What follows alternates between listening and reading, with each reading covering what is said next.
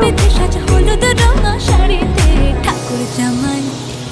ঠাকুর জামাই এলো বাড়িতে, ও ননদি ঠাকুর জামাই এলো বাড়িতে। বলি ও ননদি আর দু মুঠো চাল ফেলে দে হাড়িতে, ঠাকুর জামাই এলো বাড়িতে, ও ননদি ঠাকুর জামাই এলো বাড়িতে।